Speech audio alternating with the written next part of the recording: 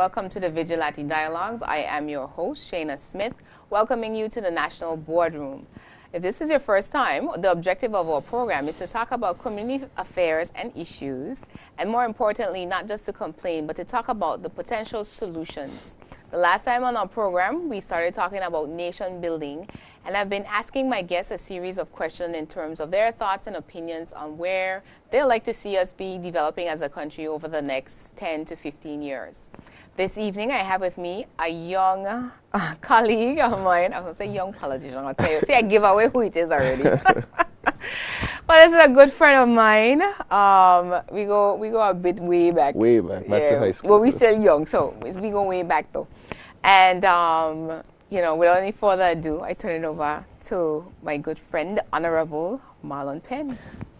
Thank you, Shaina. Good evening. It's always good having conversations with you. So Always. I'm looking forward to our dialogue tonight. This should be a good old talk for old time's sake. Yeah, sure enough. I just want to say good night to the viewing audience. I know you have a wide viewership, so I just want to say good night to the residents of District 8 and the wider Virgin Islands. All right.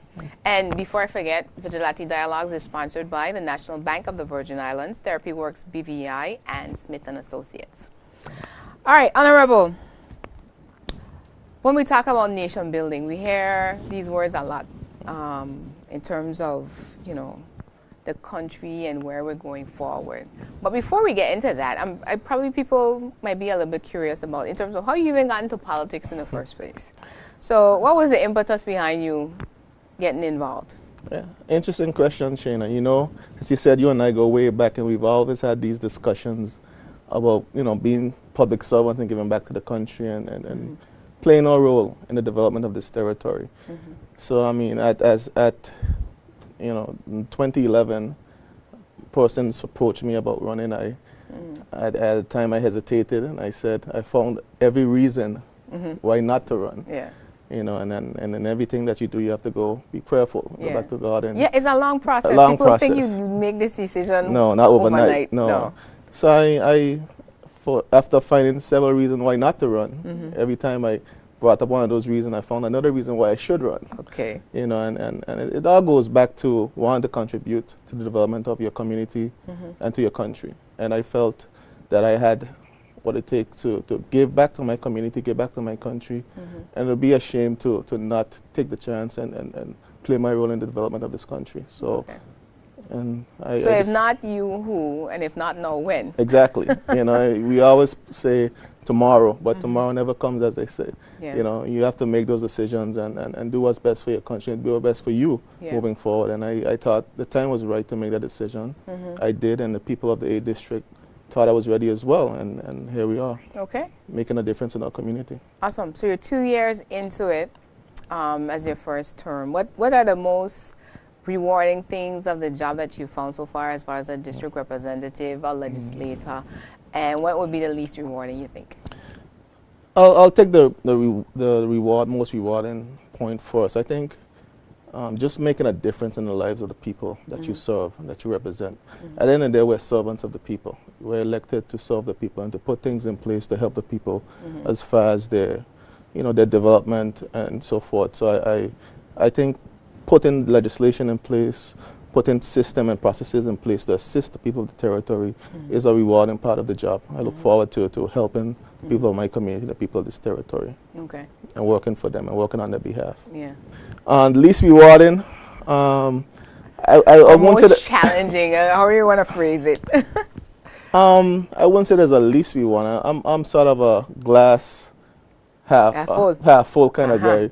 And I look at things and challenges as opportunities to move forward. So I wouldn't say there's so much a least reward. I just look at every challenge that I face as an elected official as an opportunity to move up my community forward first and foremost, and to move the territory in the process. So I don't really look at any least. I'm liking the challenge that is before me, and I'm doing my best to make the 8th District and the BVI a better place. So you think you're going to be in it for a while?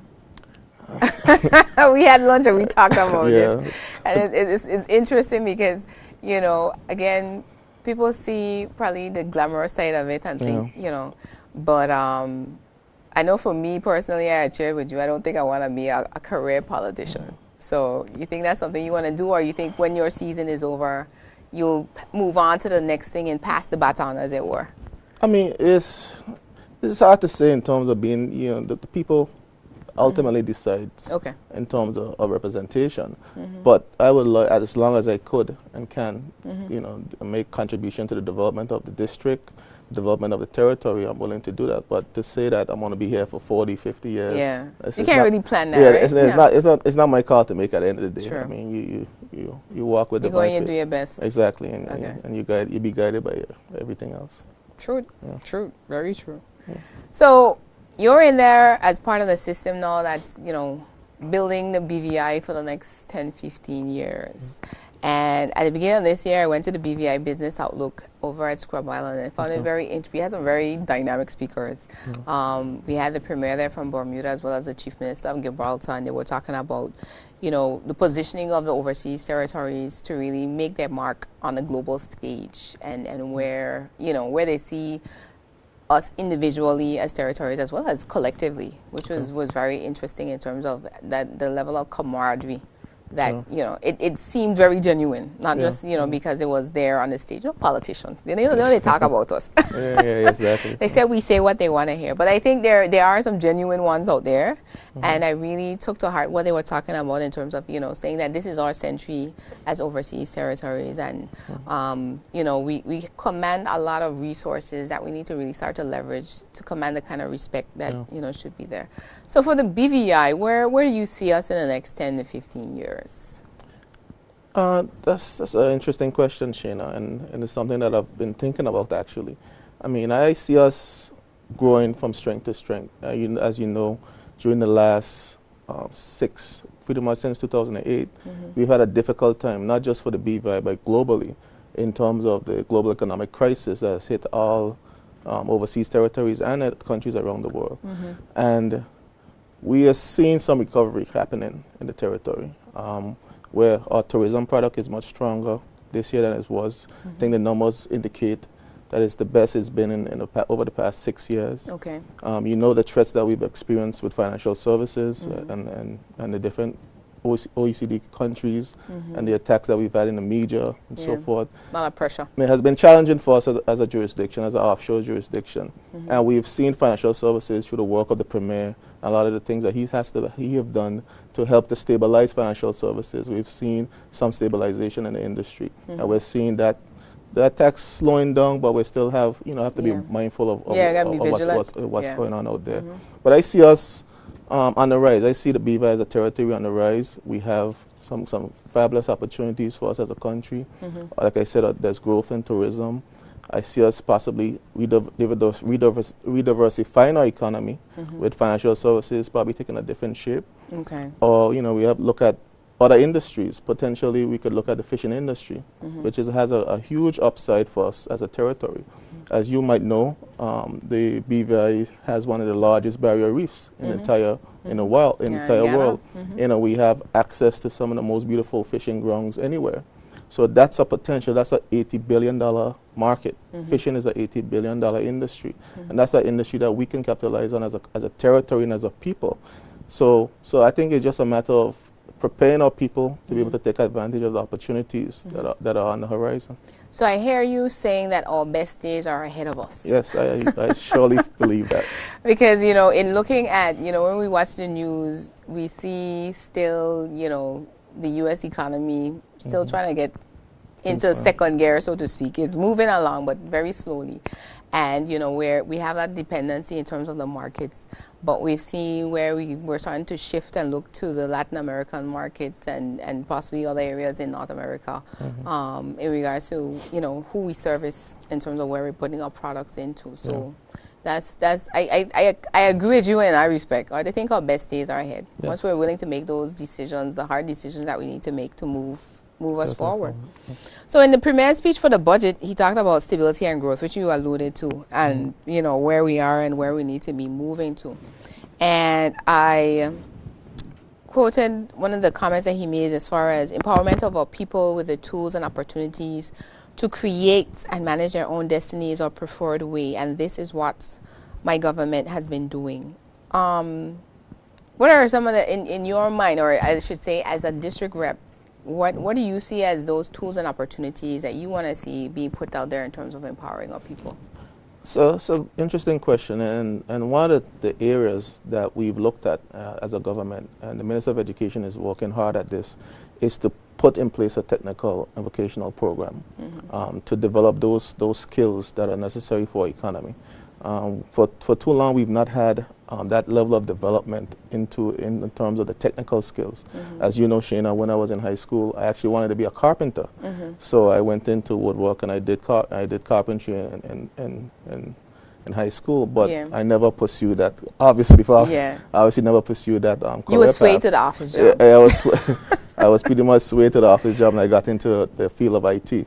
But there's a need for carpenters, there's a need for electricians, then there's a need for skilled persons, skilled personnel, all those personnel, and I applaud the Minister of Education for his drive to push that initiative as far as building those skilled areas. There's also need for the lawyers, the accountants, and those other areas as well. And we're also looking at developing those areas as well. But we have to have a complement of skills within the economy to be able to service the needs of the economy.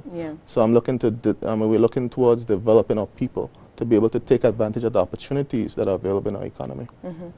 And help, I guess, to balance, you know, where we are in terms of the local pool that's available. Yes. For the different jobs that we have outsourced over the years. Yes, pretty much. And from a district point of view, one of the things we've done is that we've partnered with the Penn's Learning Center in East End, in Palmtown, where we're able to get a lot of young men in particular who have probably, for one reason or the other, dropped out of school.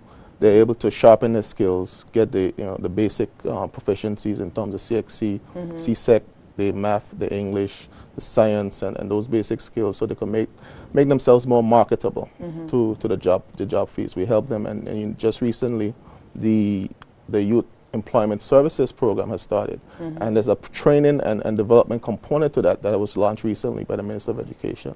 It's also geared to getting our young people and persons within the community ready for the job world.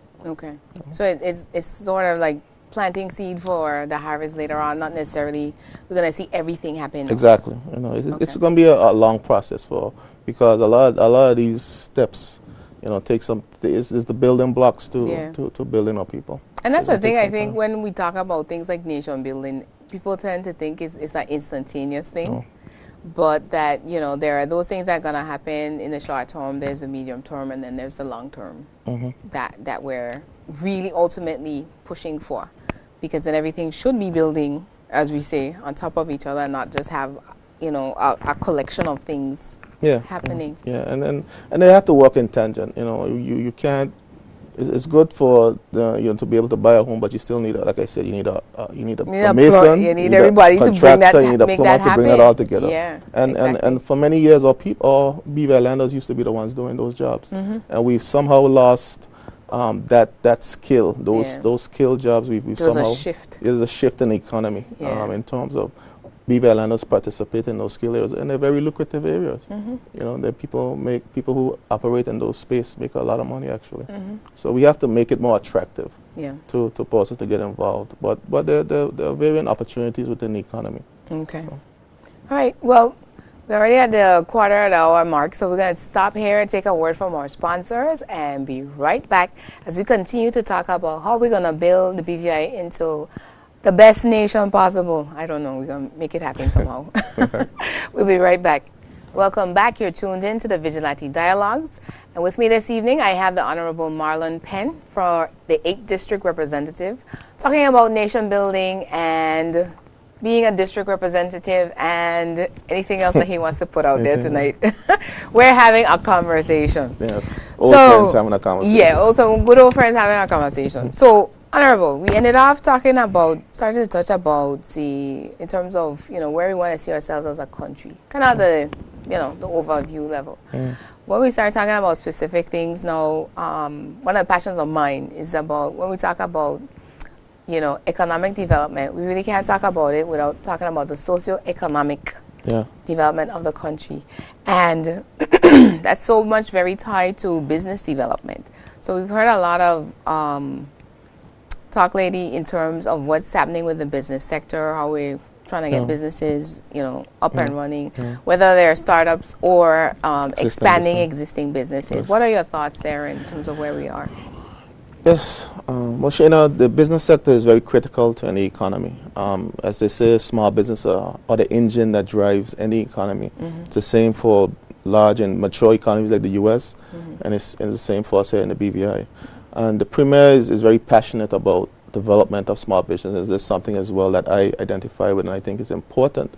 So the Premier, when we took office, we started what was then the Business Bureau, and started the Small Business Bureau, and started what was called, and we started what was now called the National Business Bureau, and that program, which was started under the old NDP administration and went dormant for some time, now it got restarted in 2013, and it's been actually working pretty well. And that was under the guidance of Mr. Kevin O.J. Smith, who got that program back up and running. The statistic that I got so far since the program has been restarted is we have 12 companies that have gotten microloans in the tune of over $1.something million. So that's 12 small businesses that are getting funding to stimulate and energize and ignite the economy. Because small business are the businesses that create most of the jobs within the economy. So it's important for us to support our small businesses and get them moving.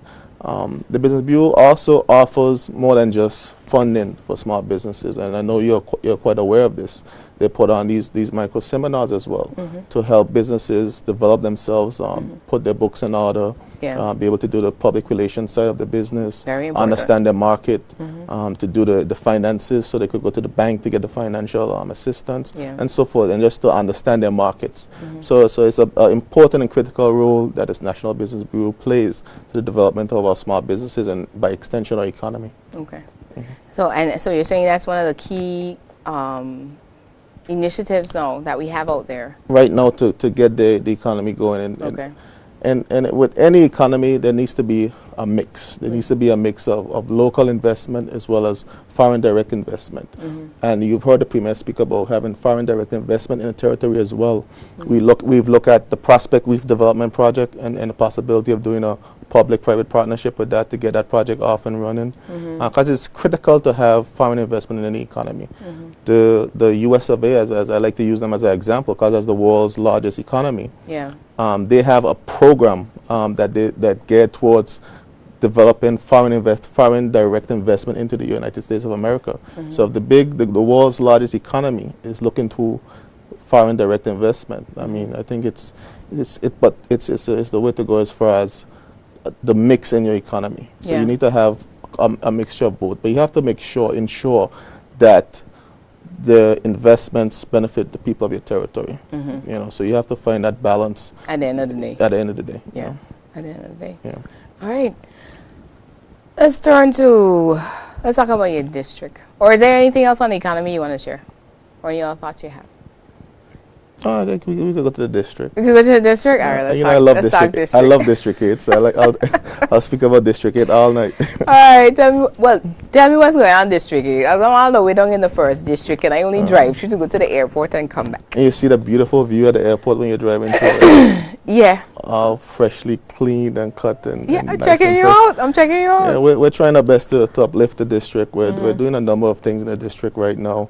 One of the major priorities in District 8 is sewage. And that's something that we've been, since we took office in 2011, been very aggressively attacking the sewage problem in the East End, in the 7th and 8th District. One of the things that we're doing currently is that we've done most of the installation of the residential lines as far as it relates to sewage, and we're now in the process of putting in the main lines, which we're done would facilitate the hookup and the treatment of the sewage in the area.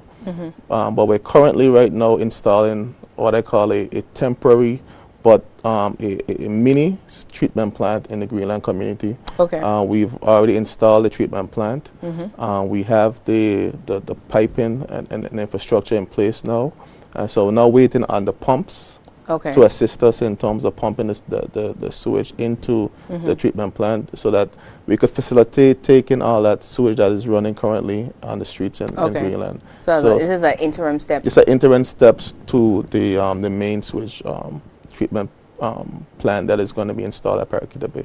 So while we're going on with the major works, where we will have the situation in Greenland under arrested. Trying to get a handle on it. Get a handle on it. You know, so we're looking. That's about 2 months away. So we're looking at commissioning that plant in about a couple of months. So we've done a significant amount of work already, and I'm excited about getting that sewage off the streets in Greenland. Yeah, that's a very important, especially for public health. Just it's been a sore point for me as a district representative. Additionally, you know, we had when I took office, the Greenland field was out of commission. Yeah, what's happening with that? That was one of the projects I used to work on with when I was with government in the Ministry of Finance. Yeah, well, we were able to get that field up and running in 2012 with the push by myself and the Minister of Education. We were able to get that field reopened. It's now a buzz. We have regular softball games there. We restarted our Christmas League. We now have a cricket tournament that's going on there. We have football tournaments. So it's brought back the camaraderie that that field brought to our community before. And I'm happy that it's back up and functioning. And many persons in the community have thanked me and thanked the government for pushing that project and getting it back on the run. Yeah, that one was another one. Yeah, it was important to get that up and running. Yeah, long overdue. It was important to get it up and running. So are there going to be any other expansion to what's existing, or it's basically that's the state it's going to be in for now? Yeah, we're looking at some additional works on the Greenland field. We're currently, as you know, it's been in the media. We've had discussions with the Vigilate Football Association to develop a football stadium and track and field / netball, volleyball court on the lower side of Greenland. And adjacent to Greenland, what our plans are is to develop the parking area that was designed in the initial stage. So we could facilitate the traffic back and forth. So we could have sufficient parking for both the Greenland field and the new stadium that's about to come. So we're looking at doing that expansion and getting that project off and running late May or June the latest. So we're well on our way. Cabinet made the approval for the project to get the project moving. And so we're having the final discussions with Vigilate Football Association to iron out the details to get that project started. As far as how it's going to be. So I'm very excited about that initiative as well. And I think that's something when we talk about economic development, the whole aspect of facilities that can be used for sports tourism. And that is one of the critical components. I mean, you started out by the social economic development. That facility, coupled with what's happening at Greenland, would develop a perfect opportunity for socioeconomic development. You have the track, which will be used for persons who could exercise or young athletes from our community could train on that facility. And the football is another aspect that's new to our community. We've never really, as a people, we've never played football much before, but it's one of the fastest growing sports in the territory. I know the last youth league had over 1,000 students registered for that league. So it's becoming very popular in the schools among young persons. And we're looking to tie it all in as far as we have the community center that's there as well. We have the polyclinic that's scheduled to be built in that same area. So you're looking at tremendous opportunities for people in terms of economic opportunities. When you have meets, you have games. The hotels in the area get activity. The restaurants have activity. The bars sell out. You have car rentals. Everybody get economic spin off from these activities. And we're also looking at there's opportunities for rehabilitation and physiotherapy work on the facility in conjunction with the clinic. So there are all these possibilities with this whole infrastructure being developed within our community. So I'm excited about the possibilities for the socioeconomic development of that area, specifically in Greenland. So it's an exciting time. Yeah, you hear my voice, right? Like the stadium. I would like to see that, and because that's one of those things where, again, sports tourism I think is underdeveloped as an industry that we haven't even begun to scratch the surface. I had one of our sport. I call him a sports fanatic because he was an athlete. He's a commentator. He's a coach. He's into everything. Yeah. Dub Scallif was on a few months ago, and it's, you know, how when you hear him speak about it, it's like, yeah, we have not even started to scratch the surface. Yeah, we have tremendous potential for that space in our territory. We have the perfect environment for that. It's just that we just have to have the facilities, and we have to have them properly maintained and properly managed. And that's one of the aspects that we have to do a better job at. Okay. We build these facilities, but we do not do a good job in maintaining them and managing them. So we have to get a handle on managing and maintaining our facilities.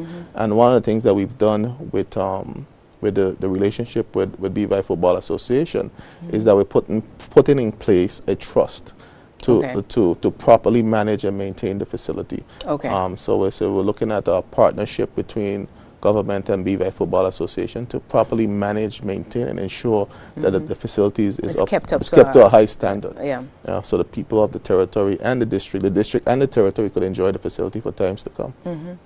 Because I can see where through the BVI Football Association that FIFA now will, you know, definitely support hosting of competitions, tournaments, and those types of activities. You know, whether it's regional or international, if we have the capacity for it. To put ourselves in a position to be able to bid for those types of things. Interestingly enough, we had a dry run. The BVI Football Association had a semi-pro team here over last summer. Okay. They were here. They played in the facility in Road Town, and they actually stayed in Virgin Gorda. Okay. And the businesses at Virgin Gorda had a tremendous boost from those persons, you know, just in the economy. So just imagine teams coming to the territory, bringing their family, their fans, their friends, and the economic spin-off that could be derived from those activities. So it's an exciting time, and we're very excited about, you know, these developments and the possibilities. Yeah. And that all of that now helps drive, you know, revenue, whether it's for government or for businesses again, because of the trickle-down effect, as it were. Yes. So. Yeah, because I mean, as I said earlier in the show, the tourism industry and the increase that we're seeing due to the hard work by the tourist board, they've been doing a marvelous job. Ms. Flax has been pushing tremendous, you know, doing a real good job. She went in there like a whirlwind. Yes, and she and you're seeing the fruits of her labor. She went in like a whirlwind. And in that space in particular, the tourism space, there's so many areas that Virgin Islanders could get involved and do, you know, small businesses and so many economic opportunities in the tourism space that we have to really dive into that industry and see where the opportunities are and how all people could capitalize on those opportunities. And it's something where, as a business consultant, I always encourage people, because, you know, sometimes they tend to wonder what else is there that could be put out into the tourism sector. And I tell them, wherever there's a need, you know, and that's where you have to be vigilant and paying attention to what's happening. Because when you start hearing talk about a football stadium, it's like, you know, I wonder what they need for that. Because, you know, there's always going to be somebody always needs to provide something, whether it's a product or a service. When you see infrastructure of that level that's going to be on there, and starting to understand the industry now of football and the billion-dollar industry it is globally, and even regionally, it is very popular. So it's the one sport in the world, actually. So there's so much opportunity there from in terms of business opportunity that, you know, for persons, whether they're already in business or thinking about getting into business, that they need to think about, and not just in the district or directly into the community that's impacted. Of course, that's like the first tier. But then, you know, anybody within the territory should be paying attention and looking at, you know, how can we benefit from that? Because we won't necessarily be looking at building a football stadium in West End, you know. But if there's a service where we pick them up from the boat and we shuttle them to wherever the venue is and those types of things. You know, it's something that we need to be encouraging all our young entrepreneurs and even those that are already in business, how they can expand their business to offer new products and new services that would feed into the development that's happening. You're so right. And that's one of the areas I would love to see the National Business Bureau, and I know they're working on how they could sort of dissect the industries within the territory to give our young entrepreneurs some ideas of what are the opportunities available within these industries, what are the opportunities available within the tourism space, what are opportunities available in the sports, what opportunities available in construction, what opportunities available in financial services that BVL Islands can capitalize. There's so many things, and you know, we need to start thinking innovative. You know, and look at new and innovative ways to do things.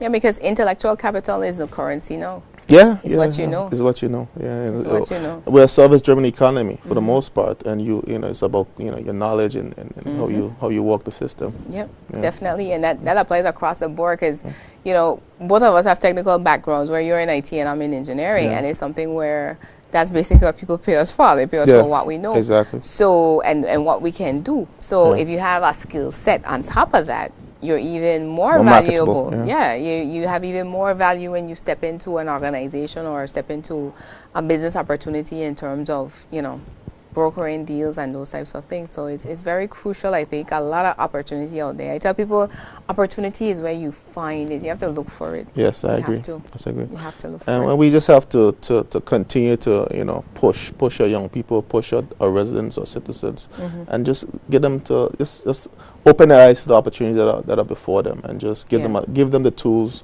to be able to capitalize on those opportunities. Yeah, that's very key. This is their time. Yeah, I agree. This is their time. We're on stage now, so it's their time. They need to be preparing for. Exactly. You know, when is their turn? The next wave. Yeah, it has to be like that. So what else is going on in the district? Well, as the development in terms of the sports stadium, we're doing the sewage. We're also looking to address some of the infrastructural issues that we're having in the district. We're pushing that forward. I spoke about the developments with the education program that we've put in place with Penn's Learning Center.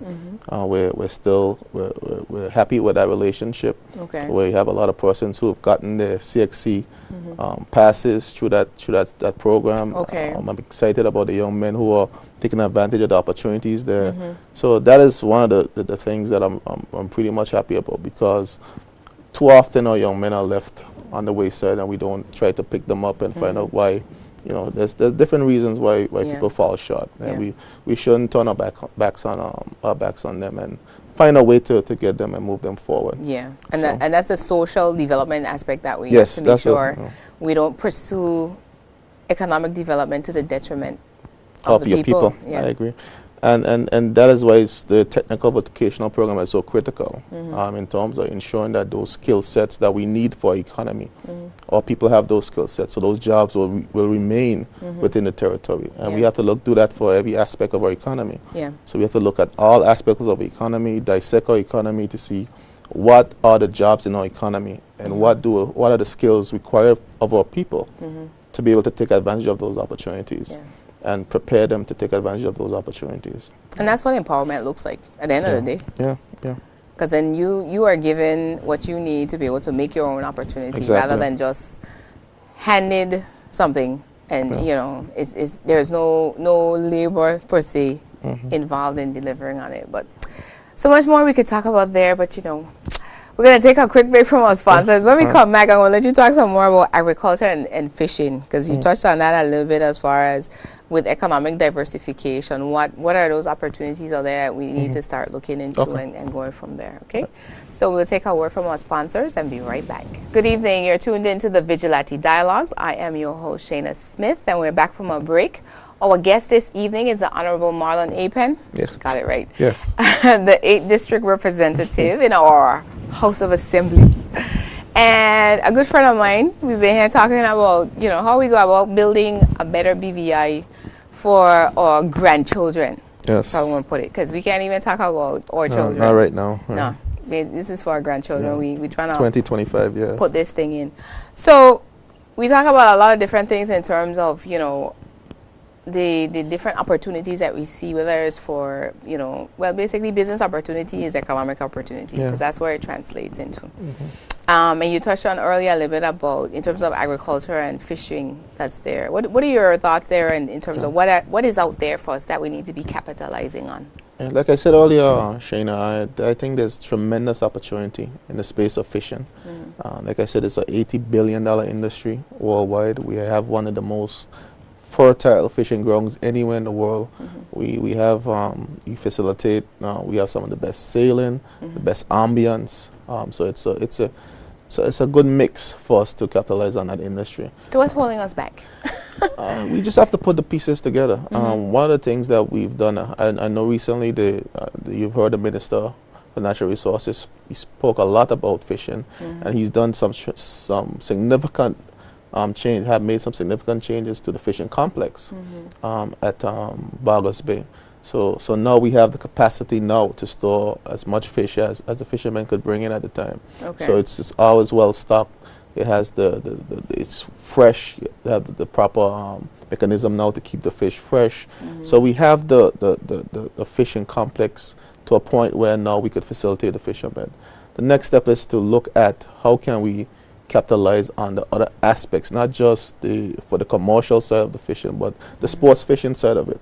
That's another area that's very lucrative. With our tourism and I see boats coming from St. Thomas all the time to do it. With our tourism numbers rising, I mean, a lot of those guests would love to go out and hook on a blue marlin or a dolphin, and there are opportunities there. So we have the vessel. A lot of our people have the vessel. It's just a matter of getting the proper training and the infrastructure to be able to go out and capitalize on that market as well. So that is an area I feel that we have an opportunity to capitalize on, and not just from the long line in sports fishing. There's the rock fishing or the little line fishing that we do. We could market that as well. Yeah. You know, it's all about the experience when a tourist comes, you know. So there's an opportunity for a lot of the young men who have that skill, who are good fishermen. I mean, I know in my community in particular, there's the Tony Lettsome, my age range, Tony Lettsome, Gary Smith, who still carry on the tradition of seine fishing. They're very good young fishermen. So there's opportunities for them once we help facilitate it to be able to capitalize on the tourism industry as far as selling that experience, going out with the seine and the net, and just the experience of going out catching the shellfish. I know you might not catch anything, but just being able to go back with the story.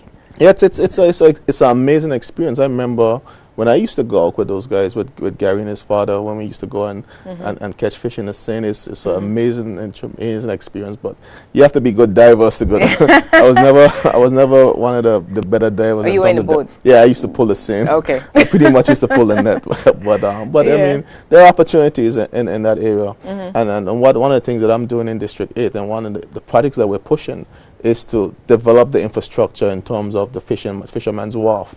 We're right now in the process of starting the dredging process there to get that dock repaired, redesigned. It's already redesigned, and we're going to have it installed, a new dock installed, to facilitate the fishing boats and the fishermen within our community. So we're doing our part to put the infrastructure in place, and we also have to look at the technical part of it and be able to assist the fishermen to get the structure in place to move that industry forward. And I'm sure from the National Bureau's perspective, the Business Bureau's perspective, they would love to see a proposal for, a sport fishing company, or, something where, and again, whether it's catering to tourists or even locals, because I might want to go sport fishing. Exactly. And I shouldn't have to get up and go to St. Thomas to come back to the BVI. So we definitely, you're right, we definitely have to look at those opportunities within that industry. And like I said, we said earlier, be able to flush out that industry to see where all the opportunities lie and how all people could participate in those opportunities. We have to put on the microscope and start to really take a deeper look. Agriculture, what you see there? I personally see some potential, Shaina, honestly. With the greenhouses that were developed, they've been there for some time. Nothing has been done with them. But I know the minister has just recently did an RFP, a request for proposal, to get interested persons to develop in the greenhouse. I think we've had some persons applied, so we're now looking at that process to see how we could utilize those greenhouses for the betterment of our people. So I think the minister's thinking is along the lines of partnering with locals, a professional firm who understands how those greenhouses work, and partner with the local farmers to be able to facilitate the development of that industry and jumpstart that industry. Yeah, because I was telling somebody the other day, well, I don't know if this would be a good crop for the greenhouse, but, you know, it'd be awesome for me to go into the right way and find a sugar apple. I don't know. Yeah. But these are, you know, all our local fruits and foods, which in a conversation I had actually just a few days ago, I think it was this week, where we were talking about the importance of fresh food. You know, we buy organic stuff, which is, by the time it's packaged and gets here, you know, it's really not as organic as we would like it to be. Because organic is really me going up the road to the farmer's market, where, you know, these things sometimes in the States are usually like a mile long. You're just walking through stalls and you're finding things that you didn't even know could be grown or they existed. You know, so I think that's one of the things I love to see in terms of, you know, really having, even if it's just for the local market, to have that type of agriculture industry performing at that level, however it's done. You know. You're absolutely right. And you see persons at various points in the community selling their produces. We need to have an organized approach to you know, a proper farmers market where persons could come, you know, sample the fresh produce, and all grown organically, as you said, grown locally. And I think we have to put a plan, a strategy together to make that possible. Yeah, that's one of those technical skills we have to get back into. We've lost it. We talk about farming, but then it's really no agricultural science. You know, so we're talking about livestock rearing, we're talking about, you know, the crops in addition to, you know, everything else that goes along with it in terms of even the production of food. Because then I might grow it, and then you decide you're going to create some type of product out of it that can, again, you know, it's a value add to the sector, and then that can be sold, whether locally or even for export. So it's important for us to mobilize the farmers and get them involved in the process to ensure that the industry continues to grow and we develop and cultivate a new dynamic in farming in the territory. Definitely. That's important. How do we set the stage for the next generation as we start to wind down? We talked about, you know, with whatever is being done now, we're talking about 2 generations down the road. How do we set the stage for whether it's the next generation of politicians, farmers, the fishermen, you know, the sports agents? Because, you know, when we start to develop tourism, we're going to have world-class athletes that they're going to need to be managed. I mean, you know, everything is on the table as far as I'm concerned right now. How do we set the stage, you think? Let's talk from our perspective, because we know that somebody had to set the stage for us. And, you know, we told we'll be the leaders of tomorrow, and I think tomorrow has arrived. I told somebody, I made a joke, I told it's not on the calendar, so I think we just have to get up. And get there. And say, well, tomorrow is here, and it's our turn now. You know, how do we go about doing that? I think the key thing to me, I feel, is education. We need to empower our people. We have to empower them with the skills and the tools to be able to be successful within the modern day economy, because the economy is not the same. You live in a technological world, and you need to be able to operate within that space. So it's a matter of developing the skill sets and developing our people with the tools to be able to compete in that economy. And it goes back to the things that we're doing right now, the technical vocational program. You know, before you have all these new technological tools with plumbing, so you need to learn how to operate those tools. You know, same thing with like being an electrician and so forth. So all these industries have evolved and continue to evolve, and it's a matter of developing the skills within our people to be able to move with the time and adapt and then be able to capitalize on those industries. I think politically the stage is set. I mean, we've had last election a lot of young persons competed in the last general election. It says that there's an interest from our generation to be more involved and have a voice in the running and the management of our country. And that's a good thing, and I expect to see more persons get involved and vie for office. So I think it's a matter of us just getting up, as you said, and get involved and allow your voice to be heard. And having persons out there encouraging them. It's important to have a support network, a support base, you know. And it's I mean, sometimes as a people, we sometimes quick to criticize and not uplift each other. I'm hoping that dies out, and we be more encouraging and encourage each other to move forward and push ahead. Because at the end of the day, this is our country. Yeah. And we have to work together. This is home. This. I don't have anywhere to go. So when you burn down your own house, what happens? The furthest I go is Paris. You know, I mean, East End is my home. Beaver is my home. I don't have anywhere else to go. So I have to work with everyone within this territory to make it the best it could be. And it takes all of us with all the skills, from the plumber to the carpenter to the lawyer to the judge to the IT professional. Everybody has a role to play. Everybody has value. Yeah, and we have to do it together. You know, and that's the way to build this nation. Yeah, a unified nation. It's a must. You know? Yeah, it's important. I think because that is going to be our strength. In order to accomplish all that we would like to do, the strength comes in the unity. Yeah. And if we can't put politics aside, or even just personal opinion aside, we're constantly going to be burning down the house and then having to rebuild it, because what you're gonna do, live on that tree? Exactly. We have to rethink. Yeah. And that's my position. I believe we will have difference of opinions. You know, we could have our opinion and be respectful with our opinion. And, you know, we don't have to we could respectfully disagree. Yeah. You know, and move on and let's come to some type of compromise how we could move forward, move the country forward. We all are not going to always agree on everything. No.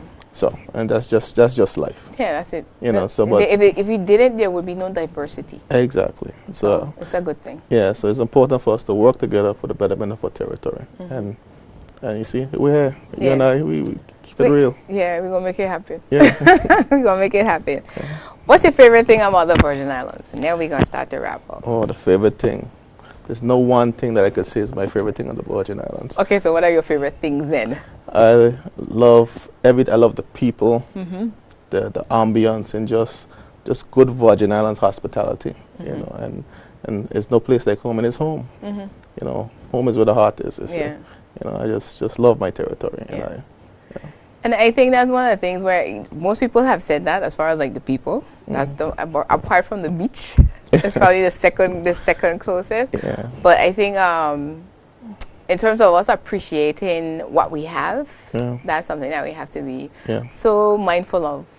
Because then because we don't value it, then we don't respect it, then we don't take care of it, then we don't do what's in the best interest of it. So it's always a plus. Yeah. So that's cool. Yeah. Before I leave, Shaina, if I may. Go ahead. I just want to give a shout out to the Carefta team who is leaving to represent the BVI next weekend at the Carefta Games in Martinique. I think it's in Martinique this year. I had the opportunity, my good friend Steve Augustin asked me to speak to the team yesterday on the track, and that was a wonderful experience. As a past athlete? Yes. And they looked at me, they said, "You were a past athlete?" He was one of our best too. Yeah, we're going to work on him. Yes, I gained a few pounds over the years. But it was a good experience speaking with the kids and just encouraging them to do their best in Carefta next week. And I think we'll do well again. I'm excited for the Gum sisters, Nelda Huggins. There's a young Penn. One of my young cousins is there. All the other athletes there. So the Moses brothers and sisters. So it's it's a huge team and a lot of it's a young team, but I think they will do well. And I just want to encourage them to go over, be yourself. You put in the hard work, and just go and make the BVI proud. Yeah. And that's the future of our athletics right there. Yes, they are, and they've been doing a marvelous job. I've seen the times and the performances. They're really making us proud. They're faster than you know. Yeah, they're much faster. Way faster. Much faster than me. Yeah, and that's with progress. Because I think too, what was it I was listening to? I think it was fact in BVI history, and they talked about Dean Greenaway, I think, in the first gold medal, or was it the second? At the Carefta Games, I think it was. Yeah. However many moves that was ago. That was in the 70s. But a surprise for me was when they said that Honorable Archibald Christian was a part of the relay team. I was like, really? Yeah, my dad actually was part of that team as well. Oh, yeah?